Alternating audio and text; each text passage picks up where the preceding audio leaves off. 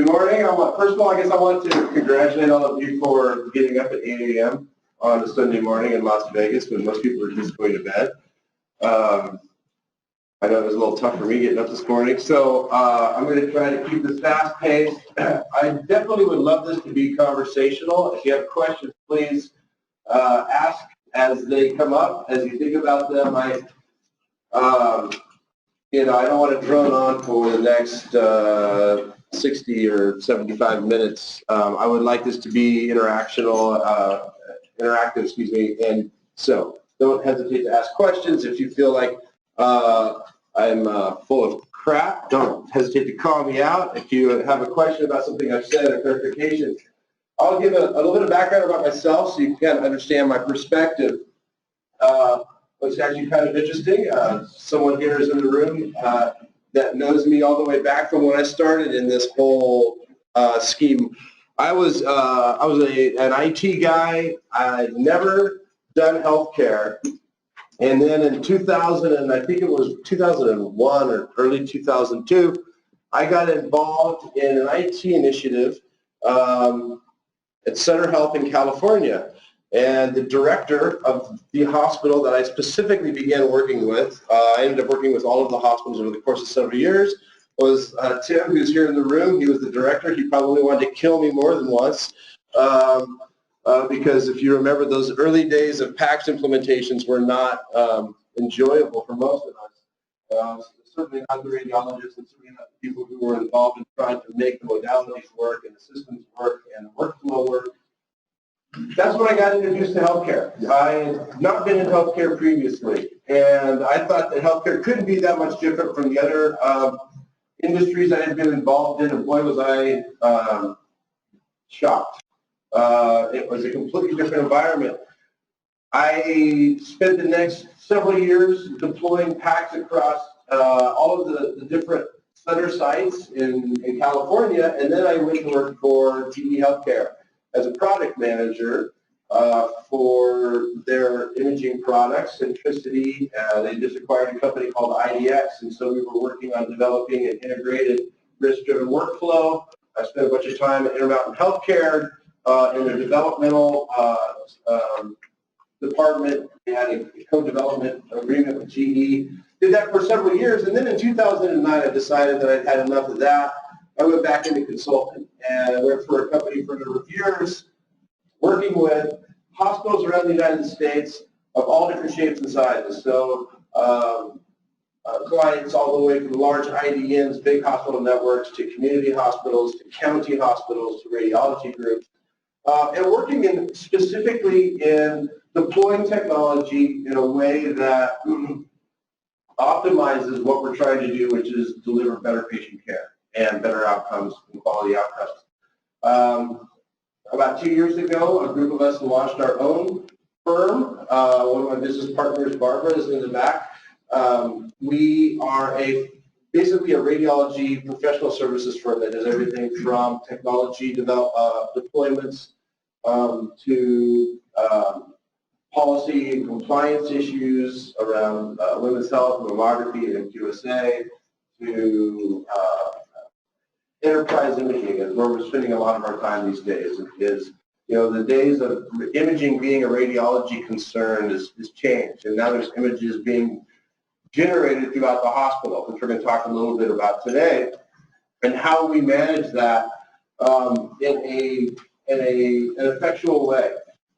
So I've had the opportunity to work for at the provider side. I've had the opportunity to work on the vendor side. Since 2009, for the last 8 years, I've been working, or 9 years or so, I've been working as a consultant with all different vendors. So I've had the opportunity to work with almost all of the major vendors in the imaging space, probably all of them at one time or another. And so I have a lot of background in knowing kind of what works, who does what, how they function, the differentiators between the different vendors, the different types of technologies, and now there's a lot of new stuff coming out, which we're going to talk a little about today. But all of that is kind of informed. I've been able to watch the growth and the development of radiology or imaging and healthcare over the last 15 years or so. And there's a lot of change going on, so that's what we're going to talk about. So to jump right in, I think it's good to have a little bit of a perspective, and sometimes I think we forget how quickly things have changed. You know, it wasn't that long ago that, in the grand scheme of things, that the biggest innovation that we had available to us was the ability to have a computer in our own homes. You know, the advent of home computing, and those of you who remember back in the day of the early Microsoft DOS Word, how many of you guys ever used DOS Word? You know, the blue screen and had to know all the commands and how to figure out how to print something, and it usually printed wrong and you had to fight with your computer. You know, what the change in technology has advanced considerably, and it at an exponential rate. One of the things about technology that we need to understand, because technology will feed into a lot of what we're talking about today, is that technology's development and growth is not linear, it's exponential. When we talk about the computing changes that happened over the course of the last 20 years, it's not a linear growth, it's an exponential growth.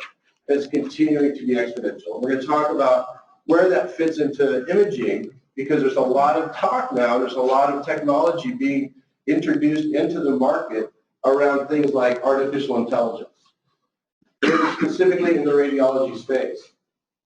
But you know, we went from home computing just not too many years ago and getting AOL discs in the mail every other day, to now being able to carry our computers with us that compute at a much higher rate than our home computers did. Our phones now, obviously, compute at a much higher and a much more advanced rate than our home computers did just 10 years ago. So there's a huge shift happening in technology that influences healthcare. Now, if you think about healthcare, and this was my big aha moment early on when I got involved, was I've worked in a number of different industries around technology, and then I got into healthcare, and I'm like, where the hell have these people been for the last 20 years? Like, they don't know anything about this technology stuff. And it was because healthcare by nature shields itself from disruptive innovation. And people like to kind of make fun of healthcare for that. Oh, you know, you hear all the time, you know, in boardrooms, you know, we're 20 years behind, we're 20 years behind. But if you really think about why healthcare shields itself from disruptive innovation, there's actually a good reason for it. And we've experienced this over the last couple of years. Healthcare is a science. Healthcare is conducted by doctors who are scientists. And scientists do good work by doing the same thing over and over again, by adopting a routine, by adopting a way, an approach. And so disruptive technology tends to make them nervous, because when you have to change too much about what you do, you run the risk of doing something wrong or missing something or skipping a step. And that's a lot of what's happened over the last couple of years. If you look at the general polls that have been done around the adoption of EMRs in healthcare, you will find that the positive side of adopting EMRs is very, very low in doctors. I was actually speaking at a series of events not too long ago, about a year ago, down in the South, and I was in a meeting with a number of healthcare executives, a lot of C-level people. They were talking about enterprise initiatives and things they were trying to accomplish. And the CIO in the room said, he said, my goal in adopting Epic is for the doctors to just say they don't hate it that much. That was the adoption. That was the benchmark for. I will know I'm successful with my Epic rollout if the doctors say I don't hate it that much, right? So the whole initiative around disruptive technology is difficult.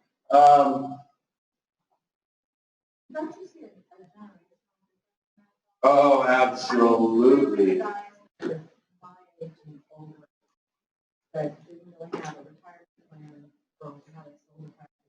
They're really struggling with even. Oh, yeah. But the 30 and 40-year-olds that are just coming out, if you don't give them electronic records, don't give them away, they're used to being able to get their pharmacy information on their iPhone. Mm-hmm. So they're in a different place. Are you experiencing still that they're having resistance? Yes and no. So you're spot on. There's a huge generational aspect to it. How many of you guys were around for the analog to digital conversion in imaging, the film to filmless initiative? How many of you ever heard an older radiologist say, the day we go live with PACS is the day I retire? Right? Yeah, and they have bills and they will give up their light boxes on Yeah. I need 8 monitors, right? I need to go just like my light box. You're spot on. You talk to the younger physicians, actually, especially in the imaging space. You know, imaging is interesting because if you look at the history of technology adoption in hospitals, radiology was number 1. We were the first. Before anyone else was doing electronic medical records or any sort of digital records, we were the ones that said, hey, let's go from film to digital imaging. And so you see a lot of the younger doctors in the imaging space really taking hold of all these things like analytics and AI and all that. Same thing on the EMR side. One of the things that's a difference between the young doctor and the older doctor that people forget is the ability to type. Yeah. You know, if you're under the age of 40, you learn how to type because you've been on the computer since you were young. Right.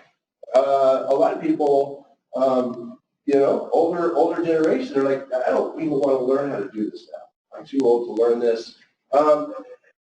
I think one of the things, though, that's a frustration, and this comes actually from my personal experience. I've had the same position for 20 years, my primary care physician, and about a year ago, he just gave up.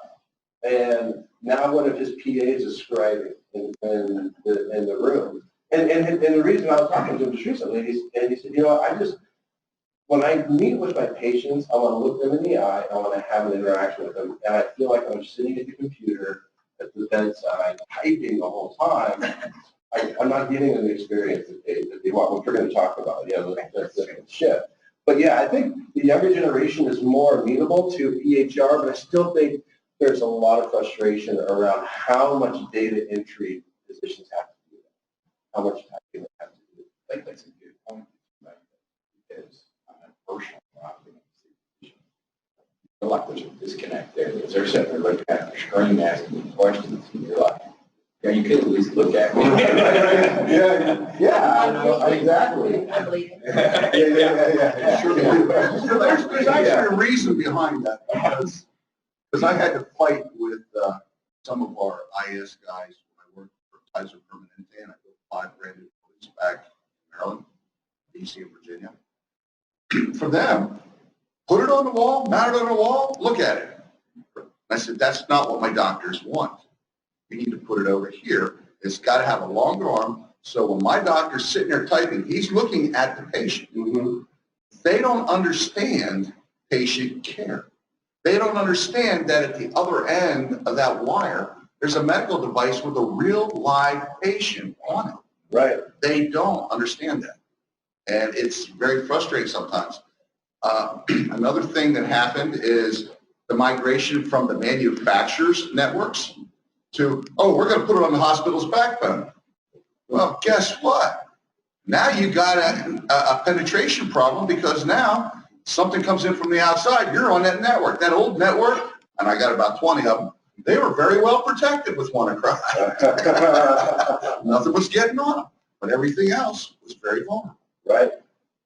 Yeah, that's a huge one, especially with the mergers and acquisitions that are going on, and people are acquiring new facilities. You're adding new hospitals and outpatient imaging centers and clinics and everything else that are getting brought in. And it's like, how do you protect your network against the rogue modality that's sending data into your enterprise?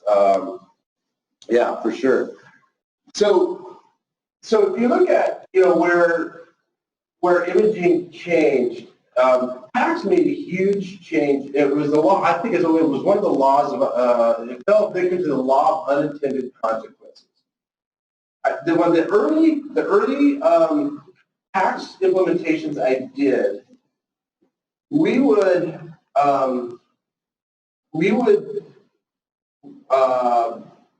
one of the pieces of the implementation was to bring in a monitor, large size monitor. We thought this was really innovative, and put it in an ante-room so that when in the morning doctors came in to do their round, they could go into this room by the radiologist reading room, and they could collaborate with the radiologists with their patients, because that was how the workflow was for physicians. You met with the radiologist in the morning, you talked to you about your patients and the updates, you went through portables, blah, blah, blah, blah, blah.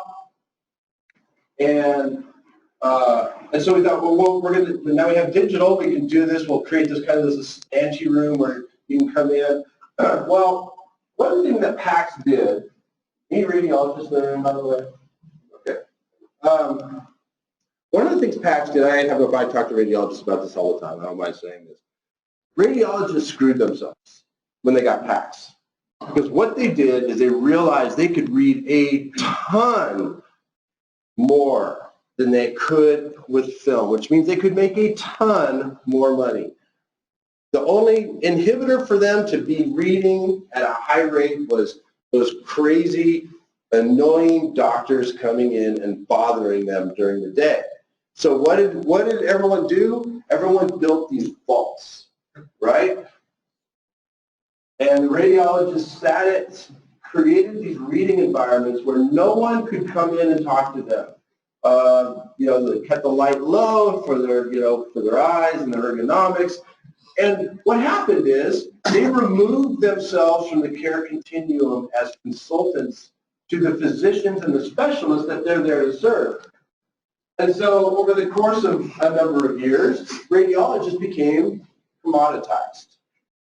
All of a sudden, people started going, why do I need this local radiology group to read all of our exams when I can use a big, huge company like, say, VRAD to do all my reading at a lower cost per exam, same turnaround times, and all I'm really wanting from these people is a report. And so they became essentially just report generators. We're no longer consultants to the healthcare continuum. Now, this is all well and good until, guess what? The Affordable Care Act comes along and says, hey, we're going to create this new thing called an ACO, and we're going to do episodic payments and bundled payments. And all of a sudden, the radiologist went, oh, no, wait a second. We're going to have to fight for our pieces of pie? The fee-for-service thing is going to start to shift. We've got to figure out how to reinsert ourselves back into the care continuum. And they've been fighting that for the last several years. If you talk to your radiologist, you know that they're developing things like liaisons, and they've got someone who's assigned to go out and glad hand into the referring community and to make sure that they're keeping the relationship up with the specialists, and hey, are our report turnaround times as good as you want them to be? And now they're talking, there's a lot of talk now about shifting the report structure itself and becoming, more user-friendly in the language that they use and nomenclature. There's a whole churn going on as a result of the fact that PACS gave radiologists the ability to just isolate themselves from the rest of the world.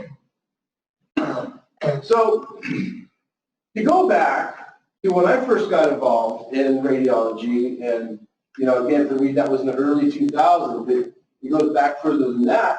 Radiology was always a revenue center.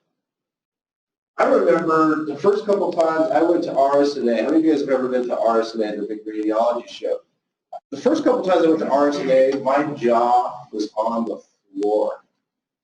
I mean, it was like GE's throwing a party, and it's at the House of Blues, and they're bringing in Sheryl Crow, and it's like free-flowing booze until 4 in the morning, and everyone gets up 4 hours later and pretends like they didn't.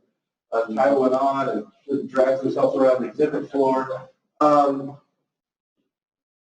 Everyone came with a pocket full of money to buy the latest CT with the addition, they've added slices and everyone, GE's booth, and Philips booth and Siemens booth are like a city block, right? I mean, it's a massive, I've never seen anything like it. I'm a guy who has been going to CES for years, and I knew about it was, in size, wasn't as big as CES, but the booth sizes were something I'd never seen before. It's like a hospital inside of the McCormick Center.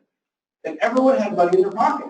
You knew if you were a radiology director, if you were someone in charge of buying modalities, buying technology, you were going to get wined and dined, and you were going to come home with a bunch of shiny new equipment.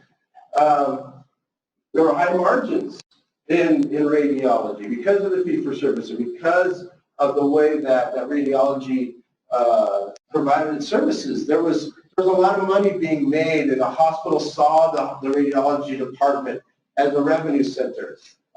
We always got the best equipment, right? Everyone was there was the fun, there was the mad dash for the best of the best. And if the hospital across the street's getting X slice CT, we need X plus 8, X plus 12, X plus 24. They got to do a 3T magnet, we need a 5T magnet. And so all of this mad dash led to, like I was talking about, the PACS.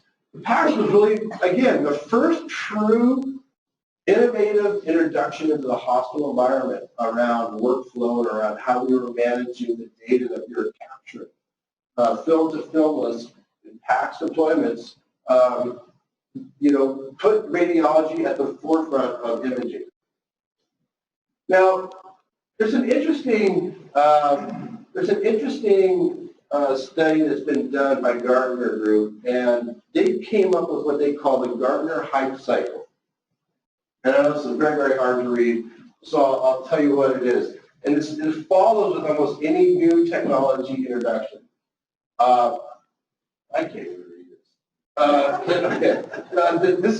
This is called the technology trigger. So something happens, and then there's a huge excitement, investment of money into the industry, startups, everything happens.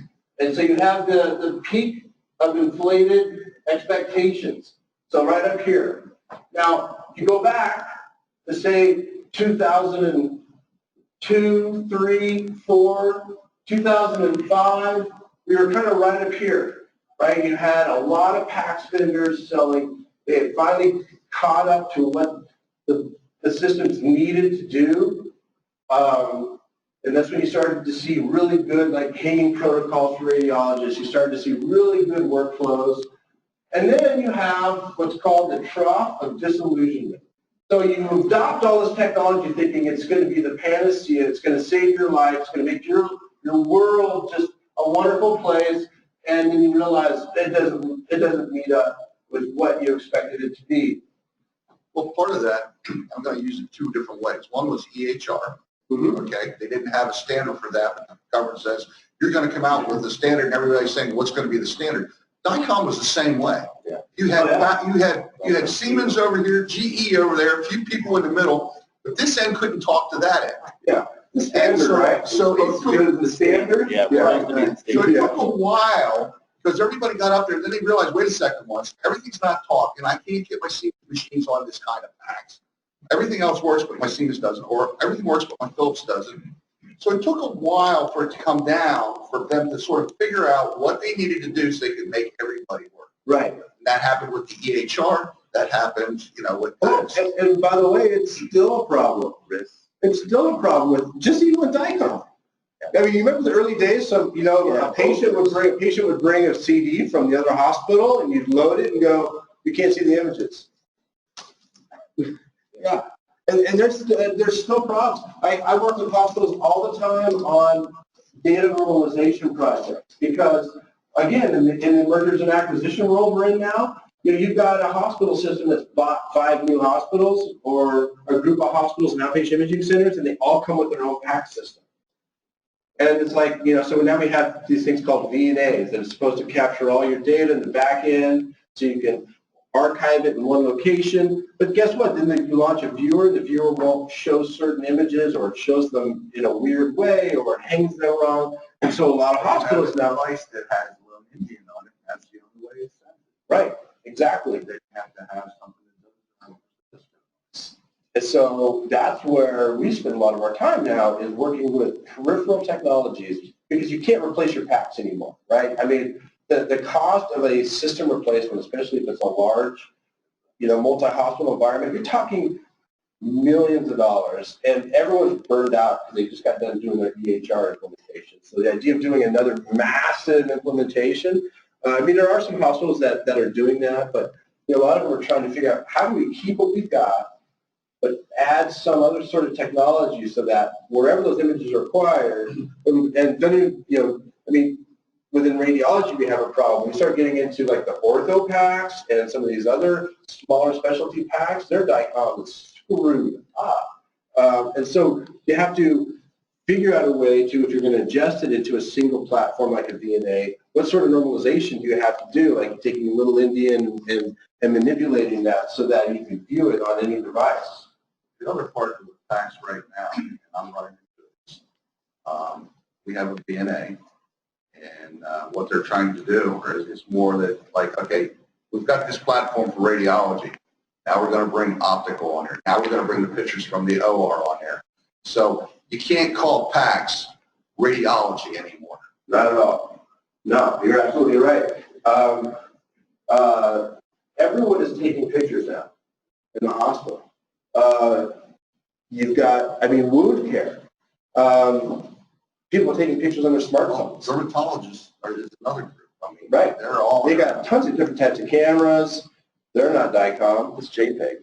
It's JPEG. It's TIFF. It's and then you get into the surgical suite. The surgical suite is generating a ton of imaging now, right? Whether it's surgical robotics or you know, I mean, and then you have to talk with them about the fact that you can't put the 35 pictures on, save the 35 pictures, where 15 of them are you taking a picture of the gauze to a white balance camera. Right.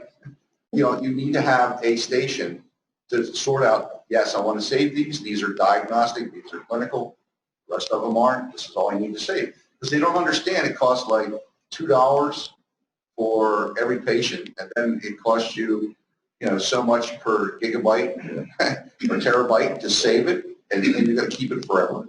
That's the key right there, right? People don't realize that every image that we are acquiring in our hospitals is being saved forever. It's just so crazy to me. We used to purge film all the time. We never had a problem with it, right? You get rid of your old film, you get your silver recovery, you throw a pizza party, everyone's happy. Now it's like, well, it's digital, so we're just going to keep it forever.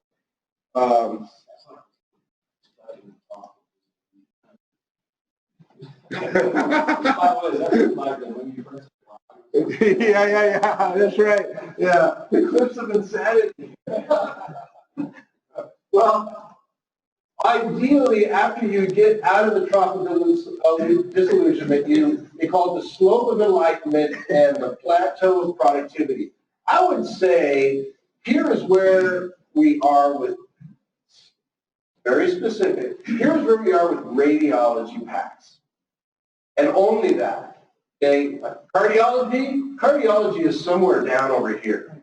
If you're involved in cardiology, you know, people think, well, we did it with radiology, let's do it with cardiology. The problem with cardiology is you've got so many different data elements that come into your environment, and and it's not just clinical data, it's inventory controls and all the registry reporting and everything else that you have to do.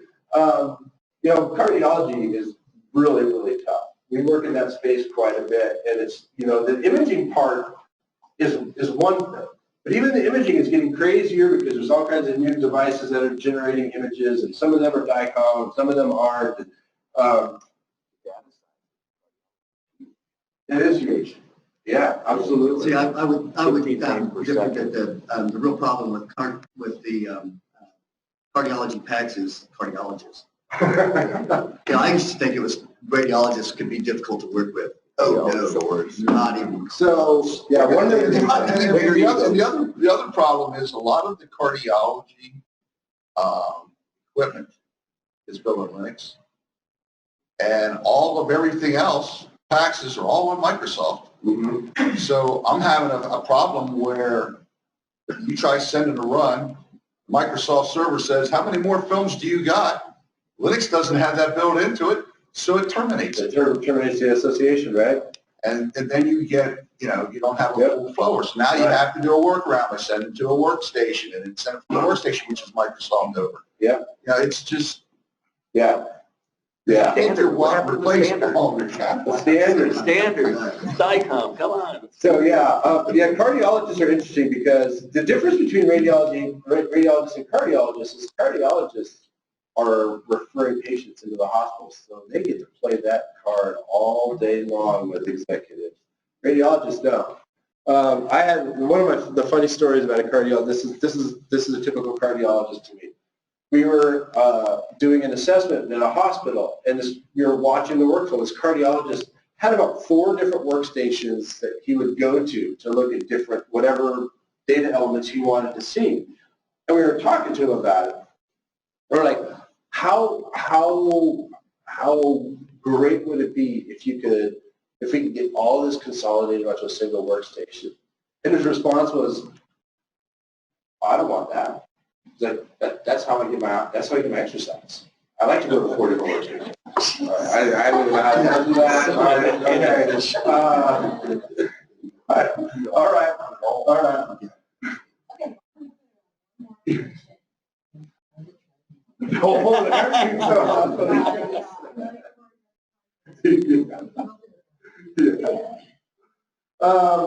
So let's talk a little bit about the impact of policy. The Affordable Care Act that we just all lived through, and specifically when I talk about living through it, is meaningful use. It was so interesting to sit and watch. My company chose not to get involved in the EHR business. There's plenty of other really big consulting firms that do that, and it's just we're an imaging company. So we watched as we were busy doing all kinds of work with a lot of hospitals, a lot of providers, a lot of people, and all of a sudden every hospital said, all of our resources and all of our money is all going to go to this one thing. All we care about is getting our EHR, EMR implemented and meeting our meaningful use, because that was what? That was dollars, right? And you don't get reimbursed. Without it, you don't get reimbursed. So guess what happened to every single resource in IT and every project manager from the PMO and every dollar and every conversation with executives for what, 3 years, 4 years? I mean, imaging became the redheaded stepchild in the hospital. No one gave a crap about what was happening in imaging. People were like, my systems are falling apart, but I can't get the money. I can't get the resources. I can't get anything that I need to do to keep my systems operating and keep them up to speed. Along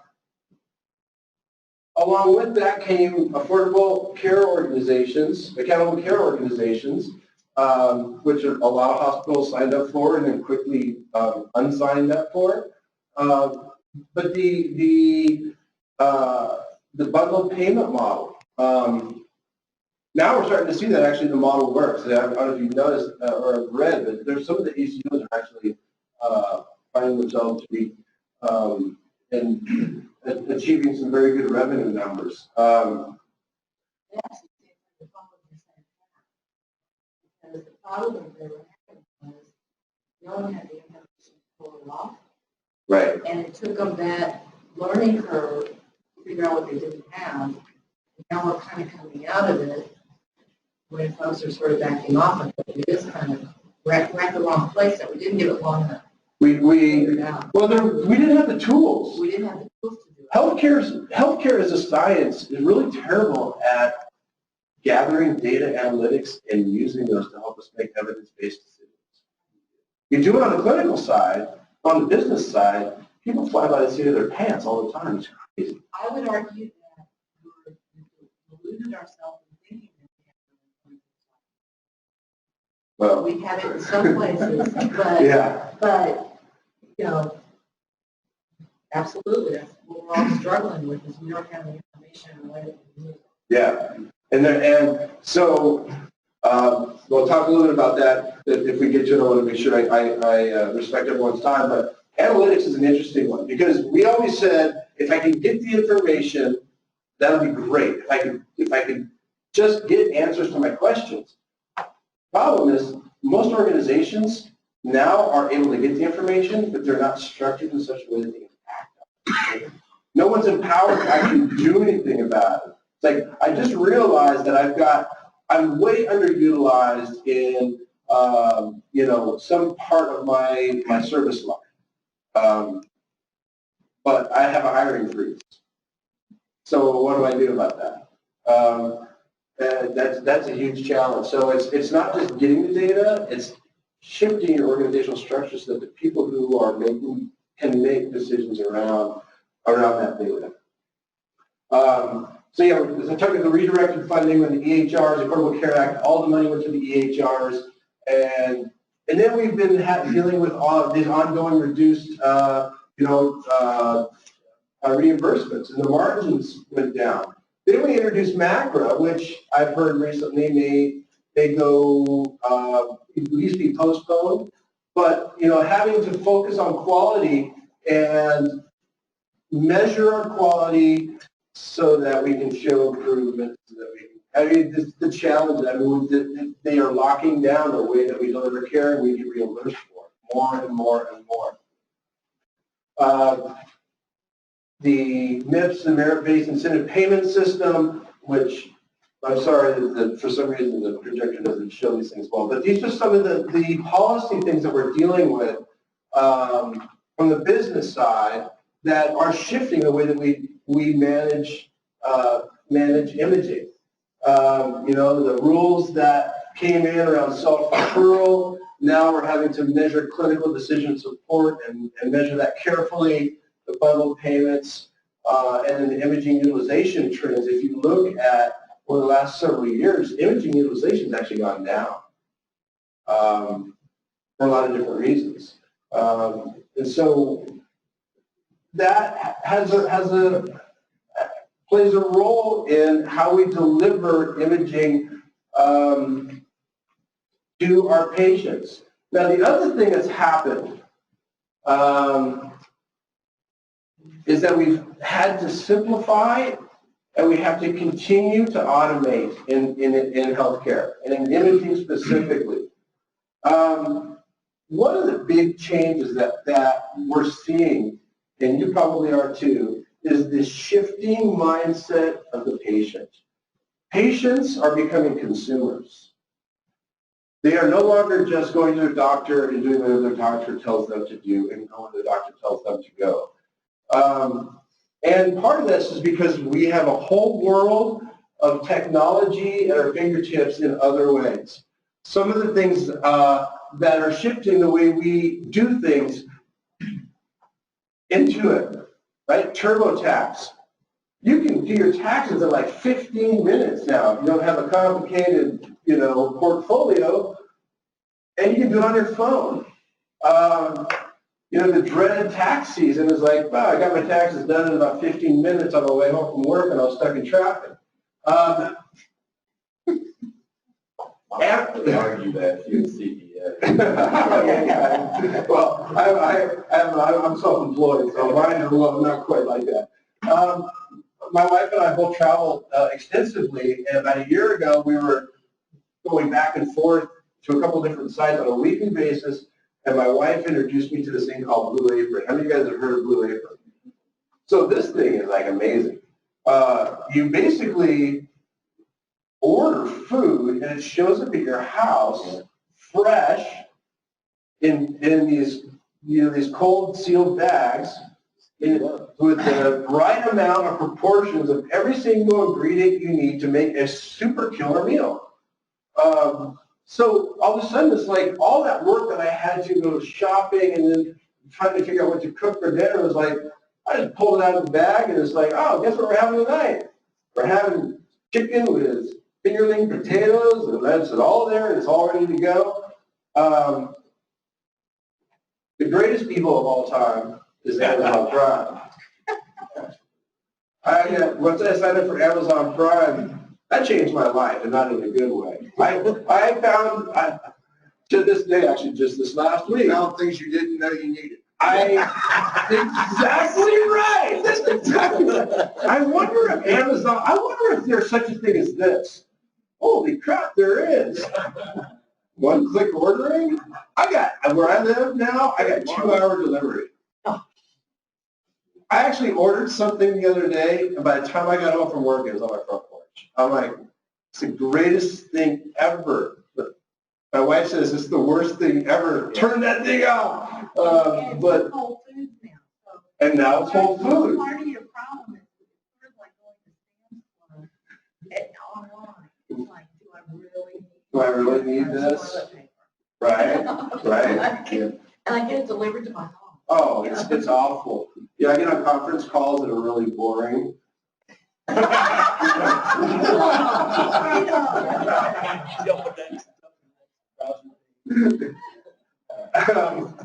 the guy on the phone going, holy shit. Maybe me, yes.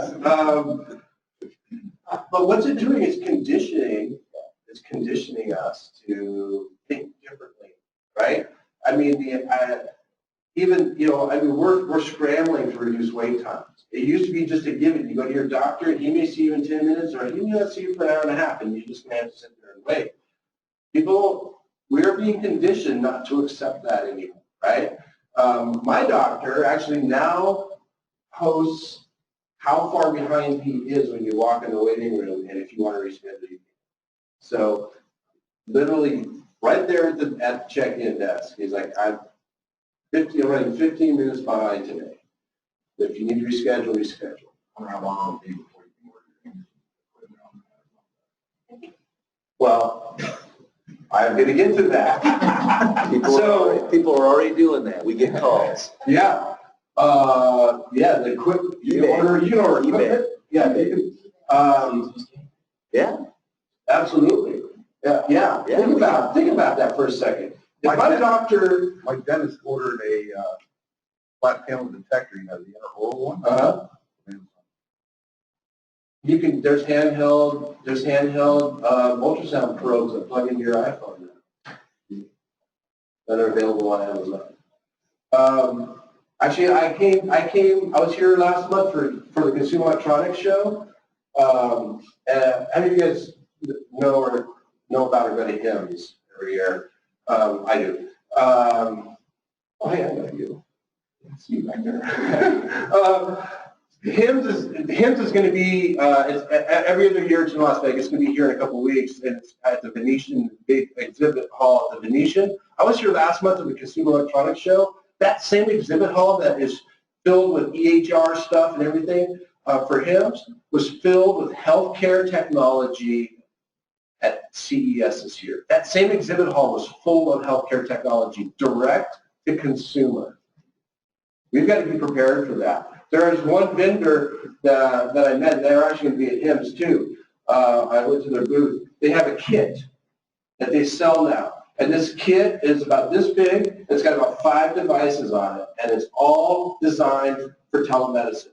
One of them is a scope for your throat. One is a scope for your ears. One is a stethoscope. So basically, at home, with my doctor in his office, I can say I got a sore throat, and he can say, well, use the scope. I'm going to look at it from here. Yeah, you look like you need to come in, or no, you don't need to come in, or this could be strep, or You know, stethoscope, you can hear your heart, your breathing.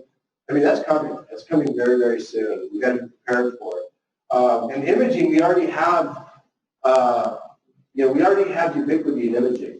Everyone now is looking for, if they don't have it already, the capability to see images from anywhere. You know, the running joke is, I'm a radiologist, I want to be able to see images from the golf course. But really, I mean, this is more important for things like stroke protocols, right? I mean, if you need someone to see something right now, they should be able to see it on their iPad or their iPhone or their, the Android device for their home computer. And so, we have this new value proposition, which is we need to provide images to anyone that needs to see them on any device that they have available to them. And as a result, we have a massive growth in imaging.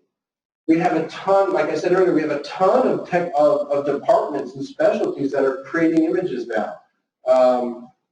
Now that you can take a picture on your smartphone through a secure application that sends it to whatever system is storing it, your VNA or whatever, in a hospital, people are doing that for wound care and for things like that. Like I said, the surgical suite is a massive growth of imaging that is being taken there. On top of this, telemedicine is bringing a whole other question to bear, which is if you are doing a video consult, should the hospital be saving those video episodes? Is that something you should save, whether it's a mental health consult or some other consult? Those are questions, and those are very, very large data sets. We're about ready to enter the world. We've been talking about it for years, but now the technology is coming to market for digital pathology. You want to talk about image sizes that choke your network? We're talking like hundreds of gigs per image for a digital pathology slide. And so we have to find ways to manage these images intelligently. One of the things that we're going to struggle with in the very near future is contextual information. Everyone was excited about the fact that you could find out anything you wanted to know on the internet using Google, until we all figured out that you can find out anything you want to know on the internet using Google. We have more information available to us now than we ever have, right? But we're overloaded. When I go onto, and now the search engines are doing what? They're optimizing context. So when you are searching for an Italian restaurant, it doesn't give you every Italian restaurant in the United States. It knows where you are, and it gives you the Italian restaurants that are within a 5-mile radius of your search, right? One of the things we're working on now in healthcare and in imaging is how do we contextualize the data to the physician or the clinician at the point of care? I'm dealing with a patient that's presented with this condition. I don't need to know about the fact that they broke their arm when they were in the 3rd grade. I need to see the elbow x-ray, right? So the intelligence being built into the technology has to provide enterprise content management in a way that I only see what's going to be relevant to me at this moment. So yeah, you talk about buying things on Amazon. Modality and image generating devices are continuing to explode for diagnostic and procedural purposes. In addition, imaging diagnosis is shifting. Remember I told you earlier about the radiologists being locked in their reading rooms and not wanting to talk to anybody? One of the things that is becoming a very popular feature in viewers is a collaborative tool. A lot of the viewers now have using either like a Skype type collaborative tool or just a real-time ability to look at the same image with a referring physician or with a specialist, with both being able to control the cursor to look at images. the technology is bringing radiologists back into the care continuum in a way that they're able to collaborate. And there's a lot of really cool things happening around that. Again, they're trying to become more consultative. There's a couple areas where they're kind of being forced into this. One is around dose management. There's a lot of education that needs to happen around dose. We, in California, actually, we're the first to pass a law around having to capture CT dose into the radiologist report. And that was about 4 or 5 years ago that we passed a law. I think Texas also has a law now, and I think maybe New York or I can't remember one of the states in the Northeast. But anyway, so a lot of hospitals said, okay, we've got to get a dose program in place. You've got to figure out how to educate people. We've got to stop giving everyone that comes to the emergency room with CT because some people just always come to the emergency room and we started running reports because now you have the software that can go in and chew through your historical data, and you find out that Mrs. Jones has had 47 CTs in the last 5 years because every time she gets sick, she comes to the ER and starts complaints of head pain. And so she's had all these CTs, and oh no, what are we going to do about that? Part of it was we've got to start educating our referring physicians. I mean, it's always just easy to order a CT, and we need to educate them on better, I'm going to blank here on the scheduling better exam decisions, right? So clinical decision support also is driving radiologists back out into the educational space. It was interesting that I would have thought everyone knew this, but when the early days of us doing some of our dose consulting, we found that there was a high number of referring physicians that didn't know the difference between an MRI and a CT. And that one emits ionized radiation and the other one does not. But there was a huge educational component to that. So that consultative, going back out into the community for the radiologists and doing that education is starting to shift them back into the care continuum. And then having to be more communicative. Radiology reports are historically terrible, right? I mean, in a couple different ways. The templates themselves aren't great. The nomenclature they use is hard to understand unless you're a true physician. But then on top of it, this whole clinical correlation thing that they throw in there, to check them, to make sure that they're not held too accountable. That is shifting as well.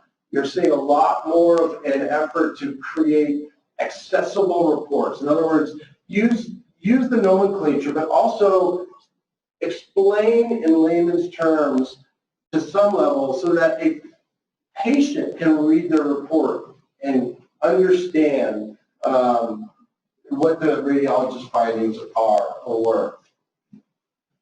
So here we are now in the world of artificial intelligence.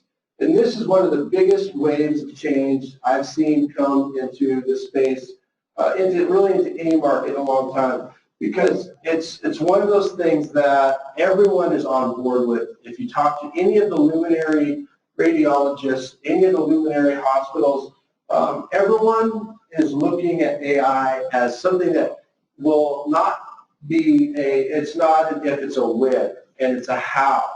I just went through a large hospital decision-making process where they were looking at a number of different technologies. They're doing a total replacement of their PACS, and they're going to a full enterprise imaging platform. We spent a year with them working on making this decision, and they looked at every type of solution there is out there. There's things that are people call deconstructed PACS, which is taking a number of different vendors and putting them together to give you a solution.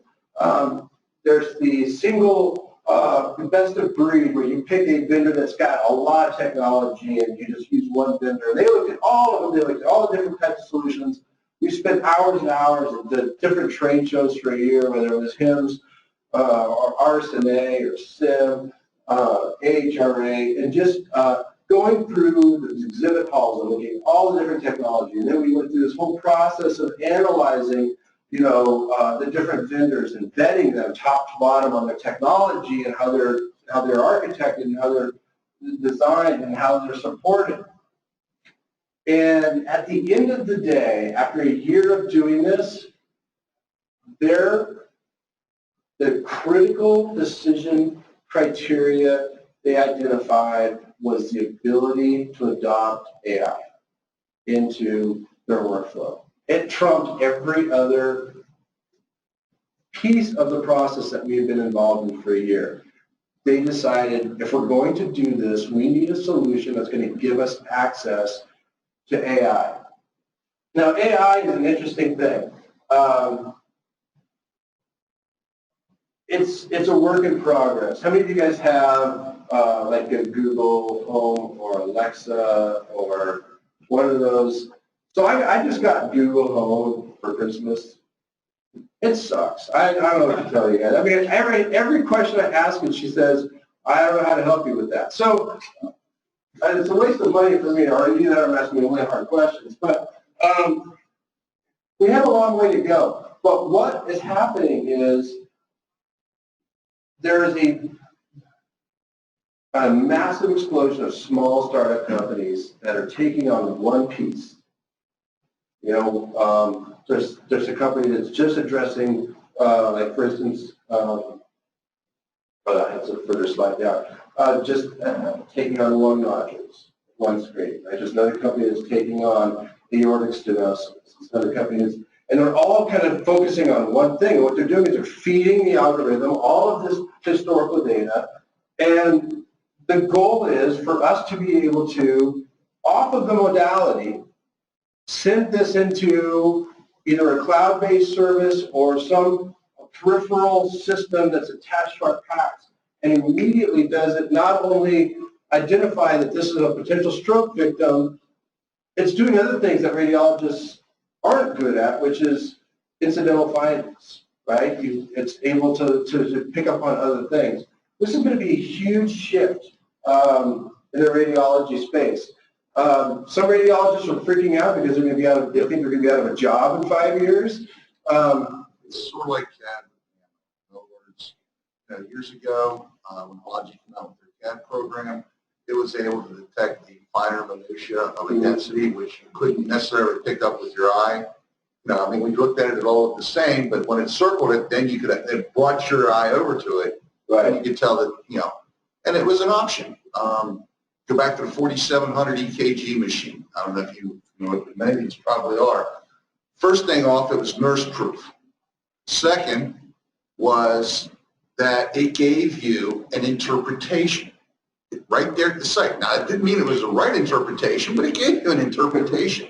Yeah. A lot of cardiologists thought that was, oh no, we need to turn that function off. No, we need to leave that function on because the ER doctors want it. Right. They don't have a cardiologist there all the time. Yeah, and I think that's what we're going to see with AI early on. It's not going to replace radiologists. It's going to make radiologists better, right? It's going to take at least take the bad radiologists and make them better. The bottom, the lower rung of radiologists whose quality outcomes aren't that great are going to come up to here because the AI is going to go, hey, yeah, you might want to look at this thing over here. It is. Exactly. Look at more accountable. Yes, yeah.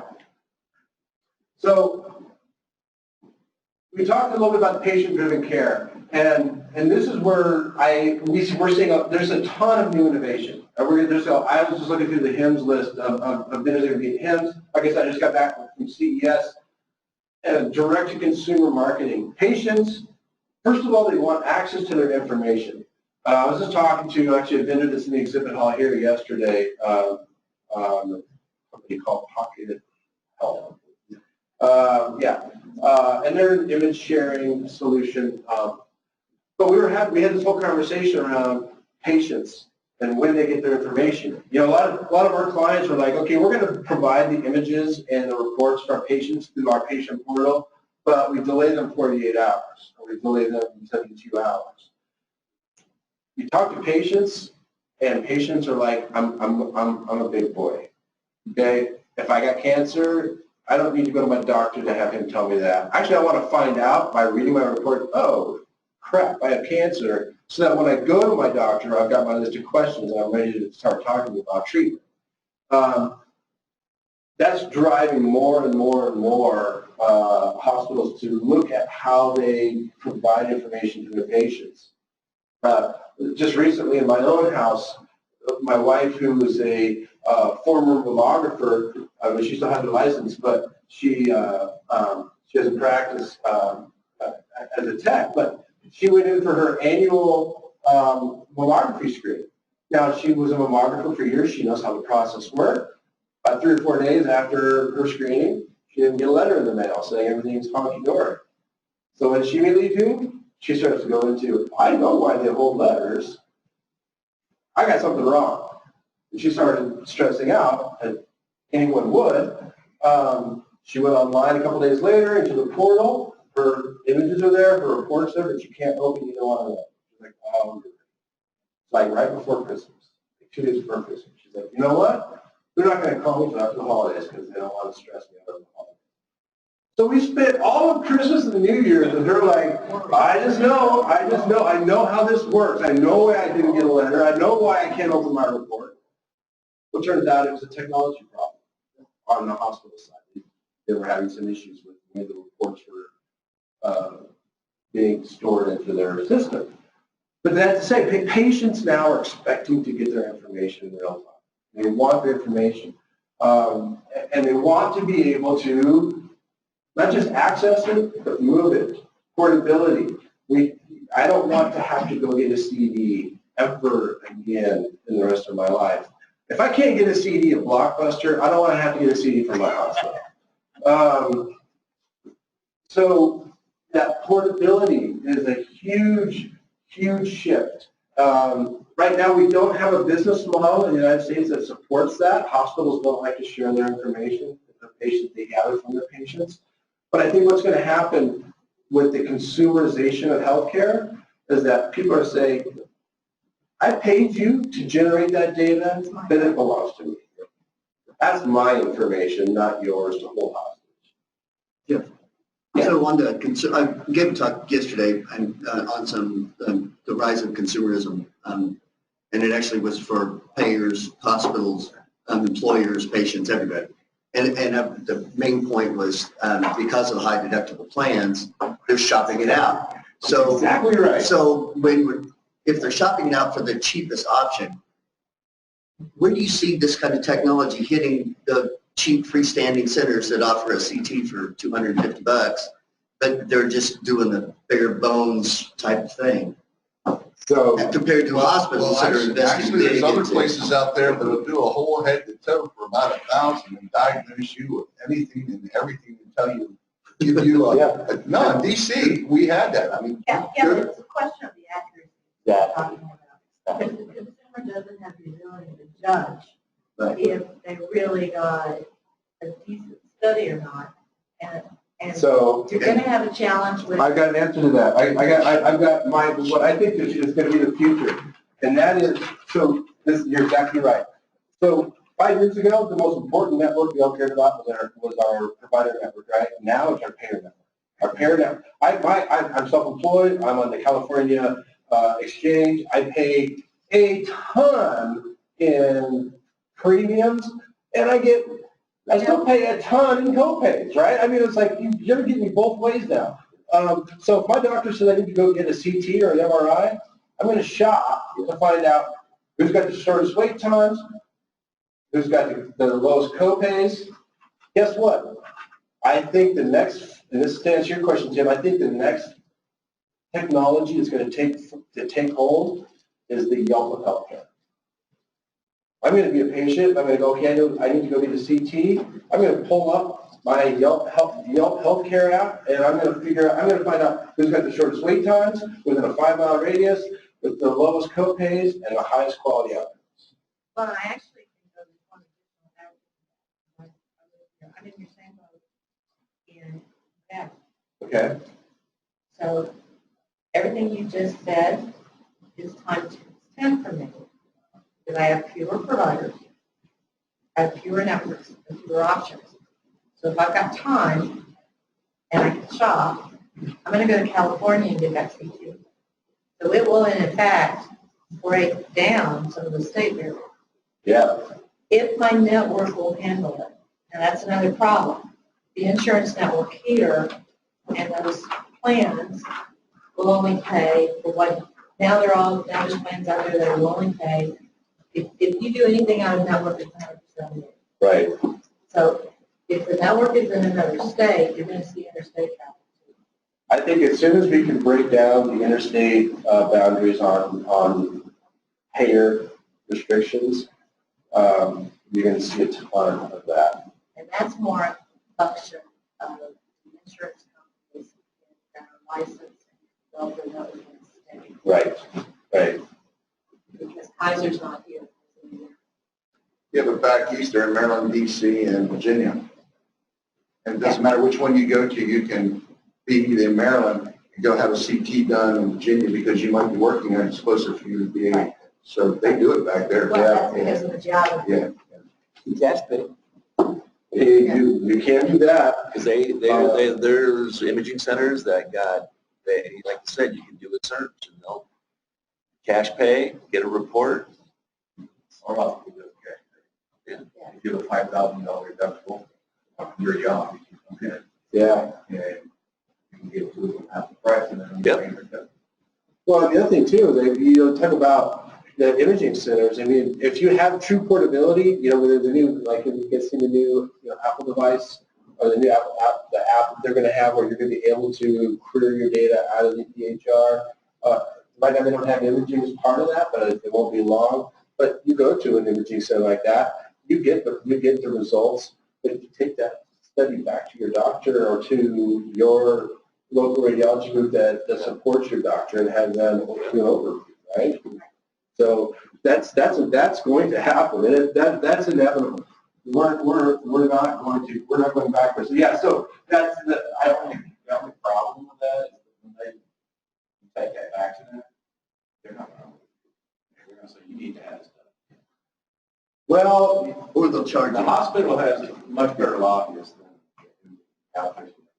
that's true. That's true. But again, as a consumer, when I get to take control of my care, I think we're going to see a shift away from that. Well, and on top of it, especially if you're talking about ionized radiation, you're going to start seeing people shy away from doing duplicate studies. But it's back to, depends on who's paying. So if I paid to have that CT study in California, and I come back to my doctor and say, here it is. He says, no, I won't take it, you have to have a CT study. I said, I'm going to look at it and say, I'm finding another doctor. Yep. Because I'm not paying for another CT scan.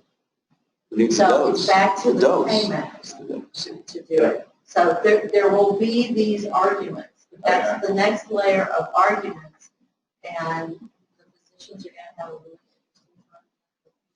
Yep. Not everybody's the educated on. No, but That's right. But you know, That's very true. Well, but there's a whole generational thing, right? Because like my parents, still to this day, they do whatever their doctor tells them to do. Exactly. My kids have been on WebMD for the last 10 years, and they think they're smarter than their doctor, right? They self-diagnose all the time. They've always got cancer, but they're pretty sure that they, so what? This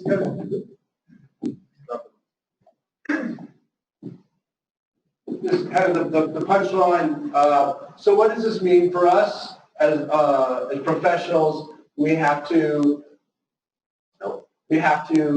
obviously professional readiness.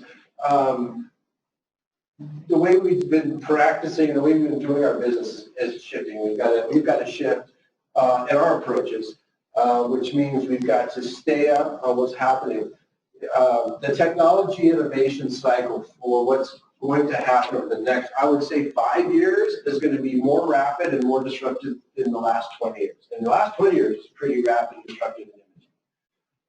Just seeing what's on the cusp of coming into the market, coupled with everything we talked about, the consumerization of healthcare, the portability of data, and then the accessibility of our records. Even we went from paper to EHR, we didn't gain any portability. Actually, we lost some portability. I was working with a client several years ago down in Texas, and the CEO of the startup, it was a women's 3D mammo coach company that was starting in Texas. And I was there talking to the CEO. We were just in a meeting one day, a group of people, and someone asked him what was the, he'd been the CEO of several different hospitals down around the Houston area.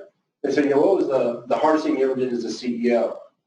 And he said, well, when the hurricane happened, that was like 10 years ago, that wiped out Galveston and all that. He said, we had to overnight take all of our patients and move them to a different facility, not within our own network. We had to take our patients to another hospital that was, a couple miles away. We had to take everyone out of the ICU and everyone that was in acute care and move everybody overnight into this other hospital. And he said that was the hardest thing ever. We had to get all the records and everything, put them on their carts and move them over. And I said, do you realize now in the world of Epic and Cerner and Meditech, you couldn't do that? You couldn't move all your patients to another non-affiliated facility and have all the records available. We actually lost portability initially with the EHRs. Now what's happening is we have developing new technologies like FHIR, which is a new web services version of HL7, where you're able to query the data out of the EHR. And that's like the new Apple app that just hit the market. They're talking about this about the market, where patients are going to be able to access their information and download it to their phone. That is going to continue to radically shift the way we deliver care, and being able to not only share that information, but also when a patient shows up with that information on their phone, being able to ingest that into our ecosystem. Did you realize that when EHR came out, it did not save trees like everybody was saying? Because now, if you have high blood pressure, you're obese, you have diabetes, you go visit your doctor, instead of getting like one page of what went out, you not only get that one page of what his exam was, but then you also get like 20 pages to help you out with all your other symptoms and issues. And so one of the things we noticed real quick when we switched over was all of a sudden our increase in paper was phenomenal. It was like almost 5 times, because before the doctor just sort of told you, here's what it is, here's a prescription, and that was it. Now you're getting a book when you go to see the doctor. Yeah. Because it's available on the computer, and they can throw all this other stuff in to give you better quality health care. Yeah. Automatically, whether you want it or not. I had shoulder surgery about 2 years ago. A rotator cuff that I hadn't taken care of for years and years, and it got worse and worse and worse. So in the course of a month, I went to my primary care physician, and then I went and got my labs done, and then I went and got EKG done and prepped for my surgery, and then I went and I had my pre-op appointment with my orthopedist, and then I came back from my surgery. So I had 5 visits in the course of about a month. All of these are within my healthcare network. All of these places are within a mile of each other, and every single time I showed up, I spent the first 10 minutes filling out forms. I'm like, you guys know me. Everything that's in this form is in my record. But yeah, to your point, we're still getting there. We still have and that's where like organizational readiness. We have to start to shift. Hey, that's one of the #1 pain points patients have is, I don't want to go to my doctor, another doctor within my network, and have to spend the first 10 minutes filling out forms. This is all information they already have. Why can't, So, and then the technology readiness, and that's, that's going to continue to churn. The things that we have available to us, consolidation of data into a single device or a single computer at the point of care, normalizing that data and getting it contextually ready, I think is where we are headed. And with that, I'm going to wrap up. Are there any questions? Are we still in the trough of disillusionment?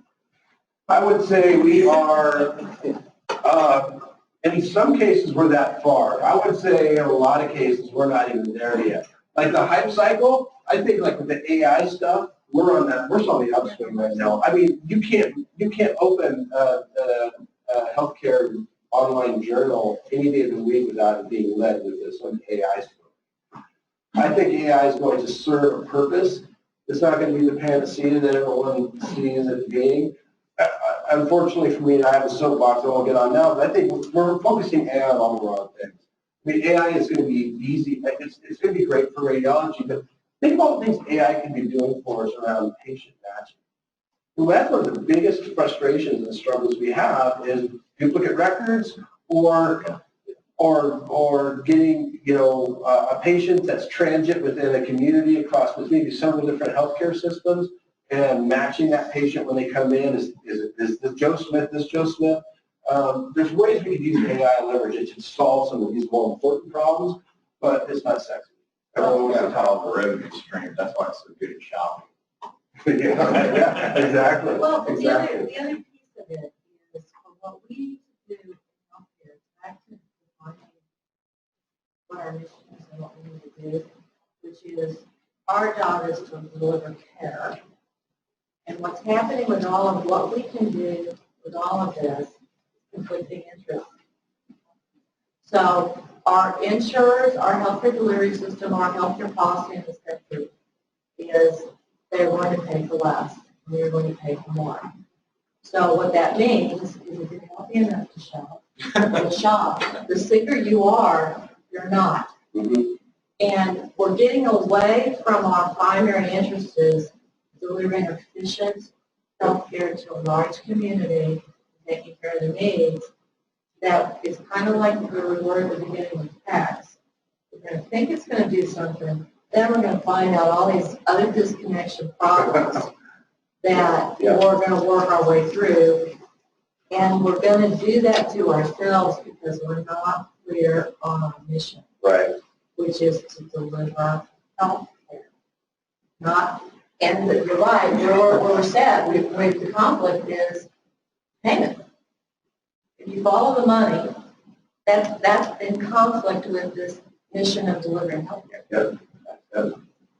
Well said. Yes. So on innovations you brought up, you have the second point was machine learning. Mm-hmm. Where do you think the industry is with machine learning? I think two areas specific to, I guess, asset utilization, but also just on the service piece, service and maintenance piece. That's a great question. So one of the things that, there's a couple companies that are doing some cool things around predictive analytics. So it's, and what I mean by that is they're taking all of the data, the historical data, and even some of the real-time data, and then doing what-if scenarios. And that comes from, I mean, part of that is AI, but part of it is, I think, when you talk about machine learning, you're taking a step, that's the next layer down from AI. AI is simply, you've developed really good algorithms, and those algorithms, give you a high level of confidence in what they're able to do. Machine learning is when you are now giving the connected devices and the compute behind it the ability to continue to adapt with change. And that's what freaks a lot of people out. But really what you see in where some of that's being plugged in now is doing modeling. So whether it's, like for instance, a real quick story, one of my clients several years ago, big group down in the South, decided they were going to open up a new outpatient imaging center because there was this massive growth there in North Carolina. Massive growth in this one part of the city. They were building houses by the dozens, by the hundreds. We're like, all right, let's put an outpatient imaging center in the middle of this community. We'll generate a bunch more revenue. We'll get, be better for our referral, et cetera, et cetera, et cetera.